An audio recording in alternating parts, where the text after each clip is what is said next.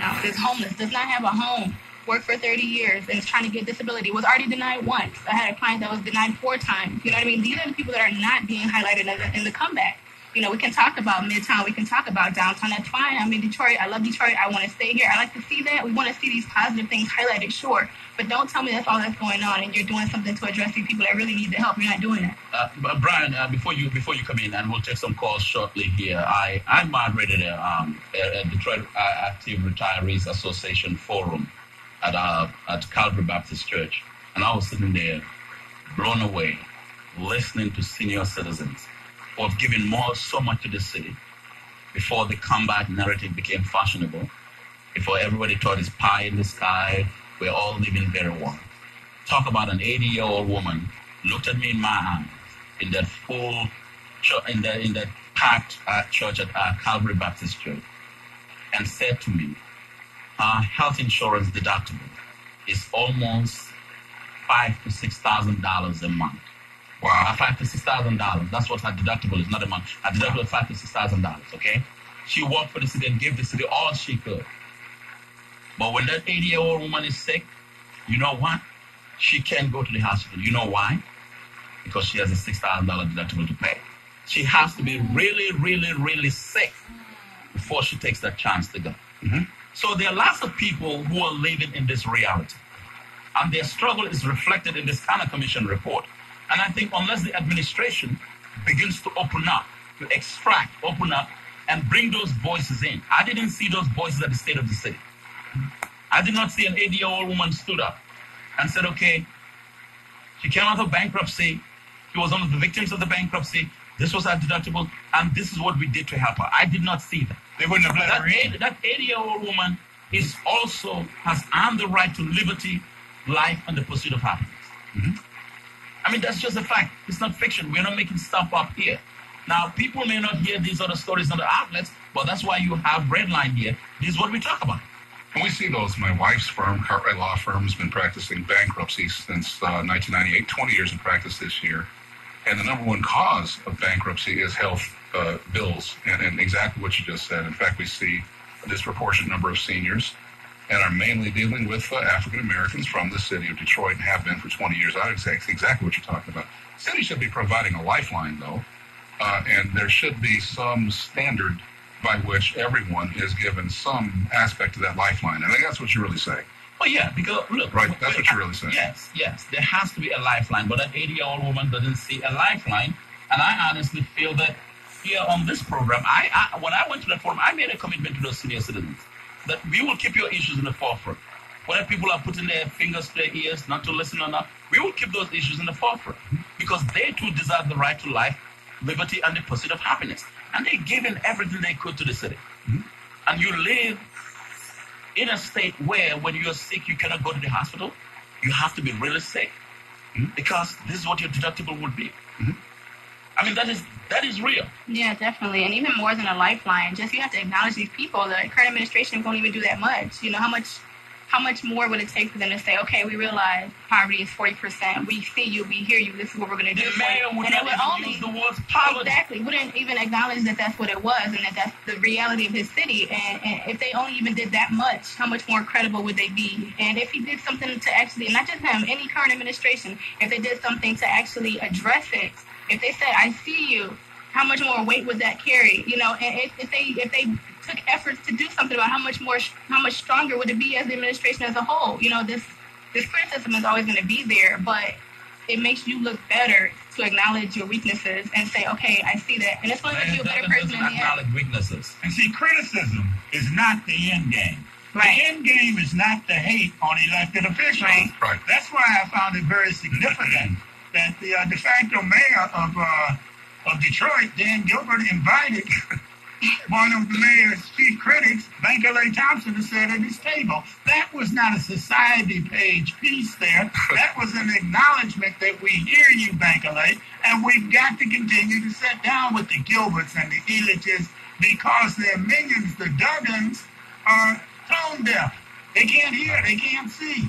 They don't want to because it jeopardizes they live in their insecurity, their political existence. And that is the shame of it all because it's the welfare of the people, all the people, they should be safeguarding and looking out for. Well, what you're really saying is there's an What I'm external. really saying is what I'm saying.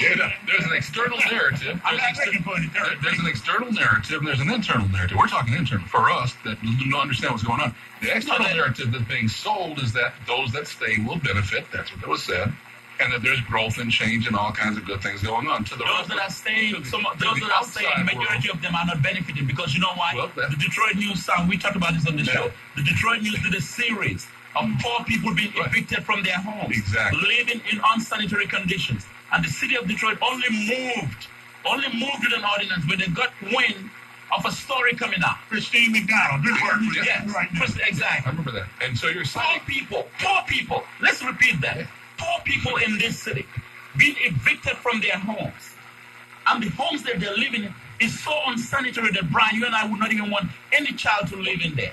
And the mayor, go to 36th District Court. People are lined up like a warehouse. And the mayor, it's like an insult for him to say those that stay will be rewarded. This isn't a Bo Schembechler locker room.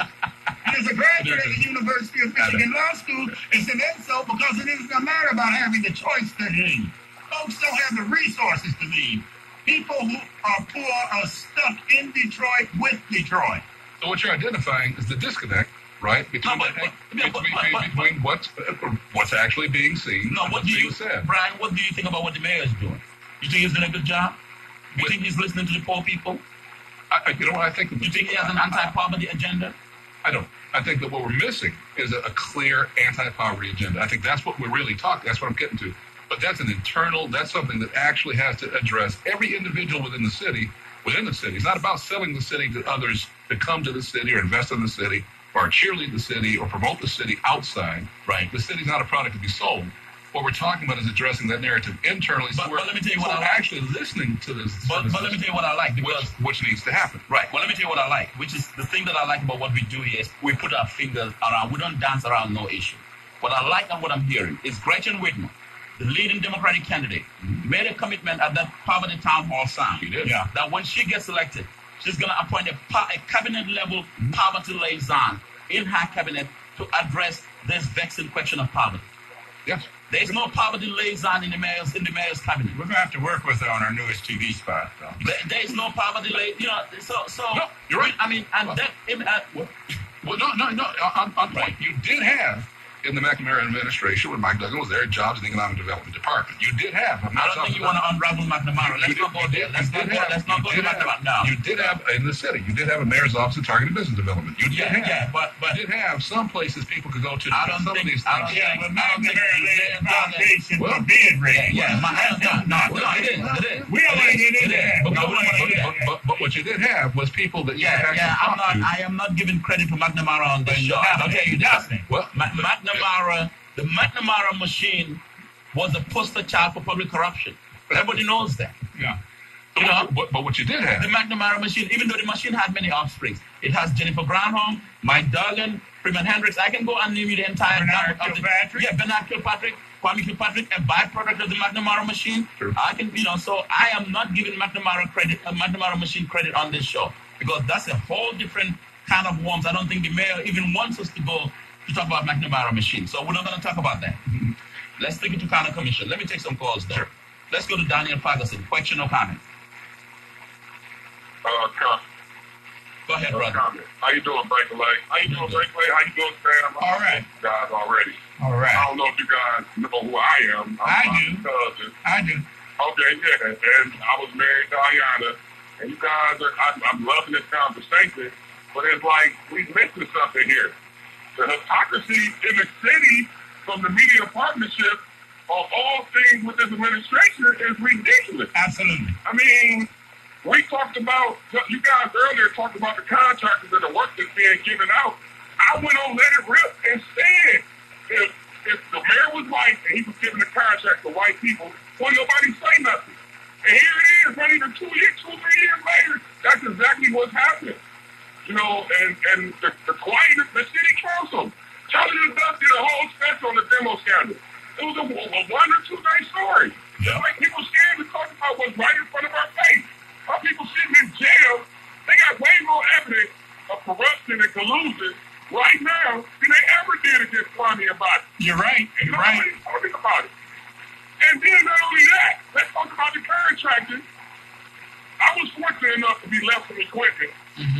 The administration had a fair at Northwest Activity Center saying that if you got demo experience, which my family, I've done over 3,000 demos in this city, you can get with a general contractor, and we're going to put something together where you guys can get together and start helping demo these buildings in the city. What happened? Out of that whole fair, only one minority company got awarded a demo license. They tried to help, and then they started getting scrutinized because of the people that they employed, and, you know, it's some other political things and stuff like that I'm not really going to get into. Right. But there's people being blackballed here in the demo program. They're giving preferential treatment to the larger white demo companies, and nobody's saying nothing. Yeah. It's crazy. It's crazy, man. I sat back and watched everybody scrutinize every move